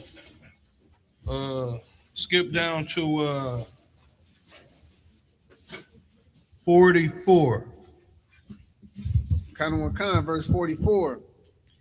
And when they consulted, as they consulted what to do with the altar of the burnt offerings, which was profane. Verse 20. Go a little bit before that. Go to like 40. Go to 40. Khan, verse 40. And fell down flat to the ground upon their faces. Hold on. All right, go to 36. Khan, verse 36. Then said Judas and his brethren, behold, our enemies are discomforted. Let us go up to cleanse and dedicate the sanctuary. So now they see the enemies of Israel discomforted. They're not really winning. So now it's time. They think it's time to go cleanse the temple. They want to cleanse the temple and dedicate the sanctuary. Go ahead to 37. Verse 37, upon this, all the hosts assembled themselves together and went up unto Mount Zion. All the hosts assembled themselves and went up to Mount Zion. Go ahead. Verse 38. So we basically at this war, we killing the heathens. They was already destroying us before, had us doing all a mountain of wickedness, and now we going back at them. So go ahead. Verse 38. And when they saw the altar, and when they saw the sanctuary desolate, and the altar profaned, and the gates burnt up, and the shrubs growing in the courts, as in the forest or one of the mountains, yea, and the priests' chambers pulled down. So they seen a lot of destruction to the temple when they got up there. They thinking like, all right, man, the heathens is running. Let's go over there and reclaim the temple. They got up there. It was destroyed. It was profane, desolate. Gates was burning up. They like, damn, what the hell? Because you beating this enemy and they so disgusting. They such a sore loser. They'll burn your damn house down while they running. They can't beat you, so they got to beat your building, beat your temple. Go ahead. Verse 39. They rent their clothes and made great lamentation and cast ashes upon their heads. We rented our clothes and started just praying to the Most High. Lamentation, sadness, just praying to the Most High. This is not right, help us out with this. We got to stop this. They praying to the Most High. Go ahead. Verse 40, and fell down flat to the ground upon their faces and blew an alarm with the trumpets and cried towards heaven. Now they crying out to the Most High. Fell all the way down, cried I'm talking about just lamenting. Go ahead. Verse 41, then Judas appointed certain men to fight against these. Then Judas appointed certain men to fight against, go ahead, those that were in the fortress until he had cleansed the sanctuary. So he put certain men out there to fight against these heathen until he cleansed the sanctuary. So it's a lot of stuff going on. He's trying to cleanse the sanctuary and they still at war with these heathens. Go ahead. Verse 42. So he chose priests of blameless conversation. Chose priests of blameless conversation. Just like how we go out to camp. We going out to camp with clean people. Ain't nobody unclean. So if we ever end up at war, we're going to get these clean brothers over here and go to war. I'm getting ready to handle this. You know what I'm saying? It's just like that. He chose priests of blameless conversation. Somebody that you can't just, he got a good reputation. Go ahead. Such as had pleasure in the law. Such as had pleasure in the law. These brothers that he chose, they have pleasure with following the law. They don't have confusion and, well, I don't know if I should do this. No, these men were solidified. They had the mark of God on their forehead. That's who he sent out there. Go ahead. Verse 43, who cleansed the sanctuary and bear out defiled stones into the unclean place.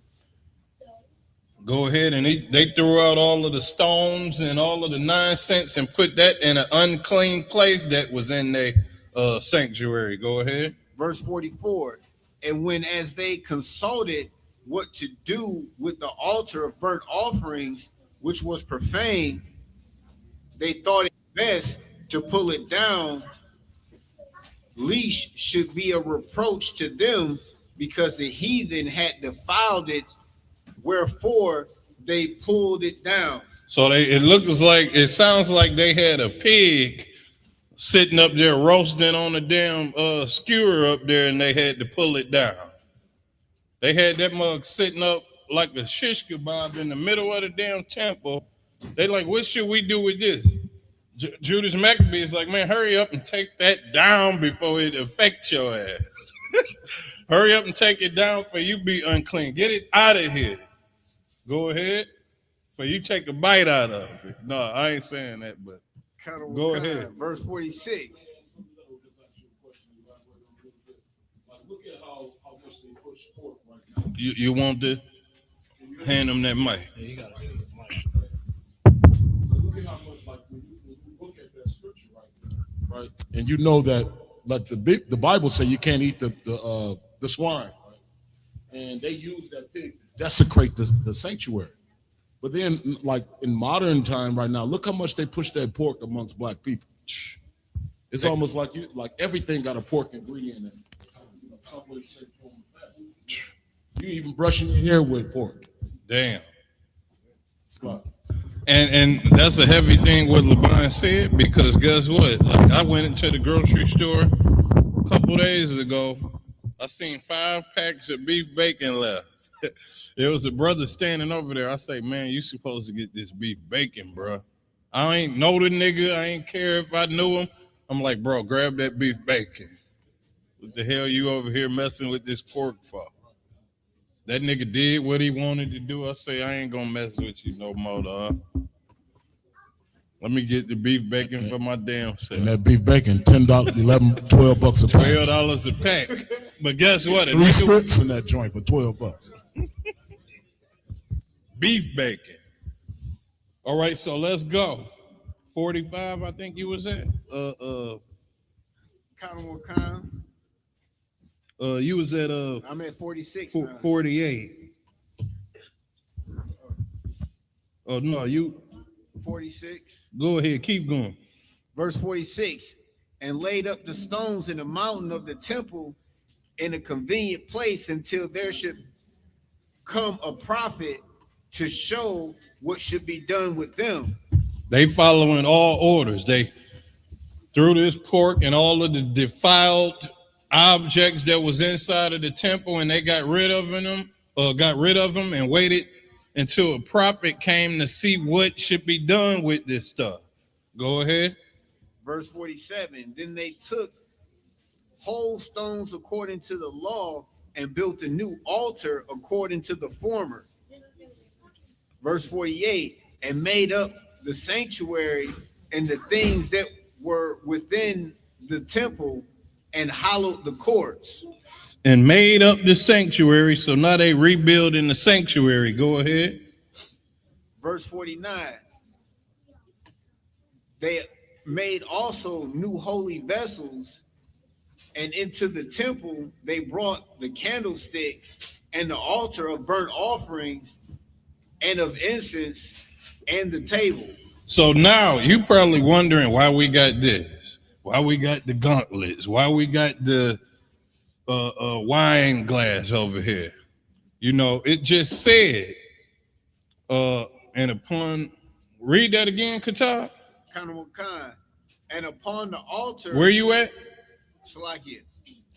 Verse 49. They made also new holy vessels. They made new holy vessels. Holy vessels. Go ahead. And into the temple they brought. And into the temple, the place where they congregate. They brought the candlestick. The candlestick. Go ahead.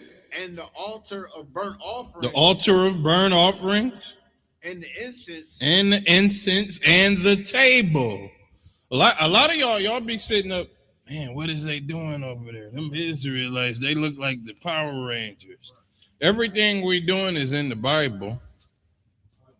The table, the incense, the holy vessels. Right. But you don't do what you cooking pork on damn what the damn fake Israelites was doing. They cooking pork with Coca-Cola on the damn pork. Damn. Everything they washed that pork out with Coca-Cola. Tried to cleanse the parasites out of it off of some YouTube video they seen. They tried to clean it their way instead of the way God said eat clean food. Why would you eat a dirty food and try to? It's not even food. Why would you eat a unclean animal and try to clean it when the Most High said don't eat this at all? Could have just got you some damn lamb. But all of these things are in the Bible: the holy vessels, the temple, the candlesticks, the incense, the burnt offerings, and the table. This is what this is. Go ahead. Wakan, verse 50.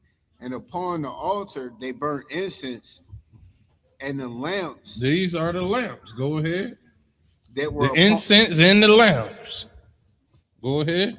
And the lamps that were upon the candlestick they lighted, that they might give light into the temple. And they lit it so they could give light into the temple. Go ahead.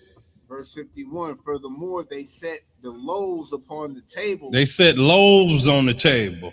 They had bread. Go ahead. And spread out the vials, and finished all the works which they had begun to make. Keep going. Verse 52. Now, on the 25th day of the 9th month, on the 25th day of the 9th month, go ahead, which is called the month of Cassio, in the 148th 48th year, they rose up betimes in the morning. They rose up betimes in the morning. Go ahead. Verse 53. And offered sacrifice unto the law. They offered sacrifice according to the law. Go ahead. Upon the new altar of burnt offerings, which they had made. They built a new altar for burnt offerings that they made, and then they offered sacrifices after they went to war with all them damn devils. Go ahead. Verse 54. Look at what time and what day the heathen had profaned it, even in that was it. Salaki, even in that was it dedicated with songs and chitterns and harps and cymbals. These are music instruments. So it says, look at what time and what day the heathen had profaned it, even that was it dedicated with songs and citherns and harps and cymbals. Go ahead. Verse 55. Then all the people fell upon their faces, worshiping and praising the God of heaven, who had given them good success. The Lord gave them good success, man, because they sitting up following the Most High. They done rededicated the temple and got these people up out of there. Now, could you imagine going to war with some heathens and you end up living to see the end result? You went to war with the heathens. Now you in the temple. Y'all done rebuild it. And now y'all in there with bread on the table and candles and wine in the glass chalices. And now you putting a peace, not a peace offering, but a burnt offering on the table. Right. You feel me? This is success right here. Go ahead. Right. Verse 56. And so they kept the dedication of the altar 8 days and offered burnt offerings with gladness. This is the feast of dedication right here. They kept the dedication 8 days to the altar of the altar. All right. The dedication of the altar 8 days and offered burnt offerings. They telling you how they did it with gladness. They offered burnt offerings with gladness. Go ahead. And sacrificed the sacrifice of deliverance and praise. And the sacrifice of deliverance and praise. The Most High delivered us up out of a disgusting captivity similar to the one we got now. Right now, we need to rededicate the temple for Christ because they got our people doing all manner of evilness. Go ahead. Khan, verse 57. They decked also the forefront of the temple with crowns of gold and with the shields. They decked the front of the temple with crowns of gold and with shields. You wonder why we got shields? You wonder why we got the seal of David? You wonder why we got swords and gauntlets? These are the things that the Most High got all throughout the Bible and that we've kept. These are the customs that we keep. Go ahead. Khan. And the gates and the chambers they renewed with hanging doors upon them. Verse 58. Thus was there a very great gladness among the people. There was a very great gladness among the people. Like how I say, you might say man, but then it's the man. You got people and then you got the people. The people are Israelites. The man is Christ. You see that? And the people, they had tons of gladness in their heart for what was going on. Go ahead. For that the reproach of the heathen was put away. The reproach and the disgustingness of the heathen was put away. Go ahead. Moreover, Judas and his brethren with the whole congregation of Israel ordained that the days of the dedication of the altar should be kept in their season from year to year. So it says, moreover, Judas and his brethren with the whole congregation of Israel ordained, go ahead, that the days of the dedication of the altar should be kept in their season from year to year. The feast of dedication should be kept in their season from year to year. Go ahead. By the space of 8 days. By the space of 8 days. Every year the feast of dedication is here 8 days straight. We are to keep it for 8 days. Go ahead. From the 5 and 20th day. From the 25th day of the what? Of the month of Caslu. Which is the 9th month. December is the 9th month. It's not the 12th. It's the 9th month. Go ahead. With mirth and gladness. With mirth and gladness. Happiness. Because y'all always talk about, and that's the thing. That's it, gladness. You say happy Thanksgiving and happy this and happy that. You're not even happy. You're a hypocrite just speaking these words. You saying happy Christmas and all of that. Be happy on the feast of dedication. Really happy, because you could be serving a devil and being force-fed pork down your throat. And force-fed not to even come near a Bible. Because that's what they did to Israelites in the past. Go ahead. Moreover, Judas and his brethren with the whole congregation of Israel ordained that the days of the dedication of the altar should be kept in their season from year to year by the space of 8 days from the 5 and 20th day of the month of Caslu with mirth and gladness. Verse 60. Hold on. So go ahead. At that time also they build up the Mount Zion. They build up Mount Zion. Go ahead. With high walls. With high walls. Go ahead. And strong towers round about. And strong towers round about. We had rededicated the temple. We cleaned up everything. Now we back to putting offers on the table. Go ahead. And now we got high walls and towers round about. Go ahead. Lest the Gentiles should come and tread it down as they done before. And that's why we got to keep learning of what happened in the past and following the Most High so that we don't repeat what happened before. This is why the Feast of Dedication is here, because we need to keep in mind, keep in memory, even with the Passover, keep in mind what happened to us so that we don't keep these things continuing and repeating. With that being said, we're gonna go ahead and close it out, y'all. We're gonna go ahead and do a courtesy salute.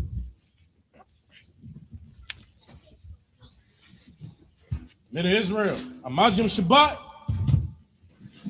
Imajim, Barak, Yahweh Shimi Al-Shah, Barakatah, Yad Matah, so, we'll give our sisters a courtesy salute.